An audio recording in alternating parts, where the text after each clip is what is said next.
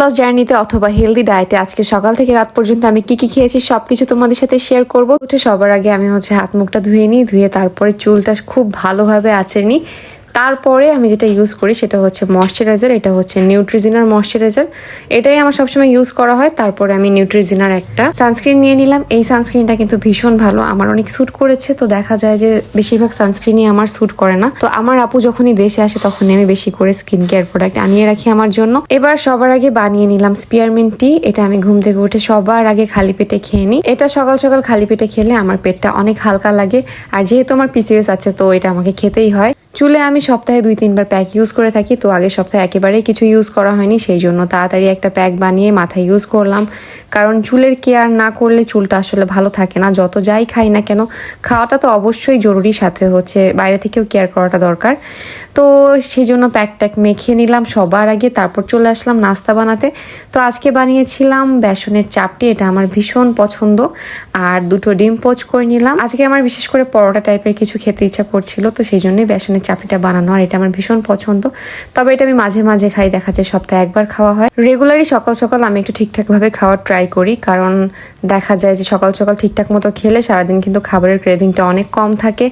অনেক সময় সকালে হাতে একেবারেই টাইম থাকে না, তাড়াহুড়ো থাকে, সেক্ষেত্রে হলেও আমি অ্যাটলিস্ট 2টো ডিম সেদ্ধ করে খেয়ে তারপরে বাসা থেকে বের হই। তো সকাল সকাল খুবই মজার একটা খাবার রেডি করে ফেললাম। আমার খুবই পছন্দ বেসনের চাপটি, সাথে ডিম পোচ, আর ডিমের কুসুমটা একটু নরম নরম আমার কাছে খুবই ভালো লাগে।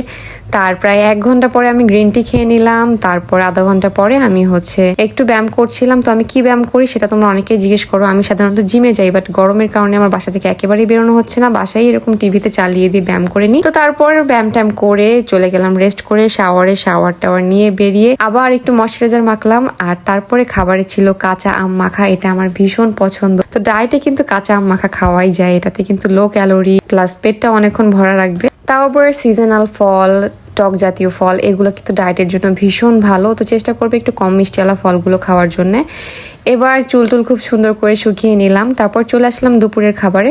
তো দুপুরে একটু সবজি আমি এয়ার ফ্রায়ারে দিয়েছিলাম, সাথে একটা চিকেন দিয়েছিলাম। চিকেনের ব্রেস্ট পিস আমি সাধারণত ম্যারিনেট করে খুব ভালো করে ডিপ ফ্রিজে রেখে দিই। যখন মনে করো যে তাড়াহুড়ো বা আমার খেতে ইচ্ছা করছে না বা টাইম নেই হাতে, তখন জাস্ট একটা বের করে নিয়ে আমি জাস্ট এয়ার ফ্রায়ারে দিয়ে দিই। তো এই ছিল আমার খুবই সিম্পল একটা দুপুরের খাবার আজকে। তারপরে একটু লেবু পানি খেয়ে নিলাম খাওয়ার প্রায় 10 থেকে 15 মিনিট পরে, সাথে একটুখানি লবণ দিলাম, আর এখানে একটা পুরো লেবুর রস ছিল, সাথে দিয়ে দিলাম নর্মাল পানি, দিয়ে খুব ভালো করে গুলিয়ে খেয়ে নিলাম। আজকে বিকালে স্ন্যাক্স হিসেবে রেখেছিলাম পিনাট চাট অথবা বলতে পারো বাদামের সালাদ। এটা কিন্তু আমার ভীষণ পছন্দ। রেসিপি লাগলে অবশ্যই কমেন্টে জানিও, আমি তোমাদেরকে শেয়ার করে দিব। তো এটা খেয়ে নিলাম। আর রাতে ছিল খুবই সিম্পল ডিমের সাদা অংশ, সাথে আলাদা করে স্টিম সবজি ছিল, বাট সেটা আমি ভিডিও করতে ভুলে গিয়েছি। আর আমি যেহেতু লো কার্ব ডায়েট করি সেই জন্য আমার কার্বের পরিমাণ কম থাকে, তবুও আজকে যথেষ্ট পরিমাণে কার্ব খাওয়া হয়েছে, কারণ সকালবেলা চাপটি খেয়েছিলাম, বেসনের চাপ। আমি আমার ডায়েটে একটু কার্বের পরিমাণটা কমই রেখে থাকি। আর এখানে ডিমের সাদা অংশ নিয়েছি, সাদা অংশে কিন্তু ক্যালোরি অনেক কম প্লাস প্রোটিন বেশি। তো এই ছিল আমার আজকের রাতের খাবার। আজকে খুবই সিম্পল ডায়েট ছিল সারাদিন, খুবই ফাঁকি ঝুঁকি টাইপের ডায়েট বলতে পারো আর কি। সব থেকে বড় কথা, কারেন্ট না থাকার কারণে অনেক অসুবিধা হয়ে যাচ্ছে। ইভেন রাতে ঘুমোতে এসেছি তখনও কারেন্ট ছিল না। তো কি আর করার, চার্জার ফ্যানটা সামনে নিয়ে চুলটা বেঁধে ঘুমাতে চলে আসলাম। তো এই ছিল আমার আজকে সারাদিনের ব্লগ। কেমন লাগলো অবশ্যই জানিও। সবাই অনেক ভালো থেকো, টাটা।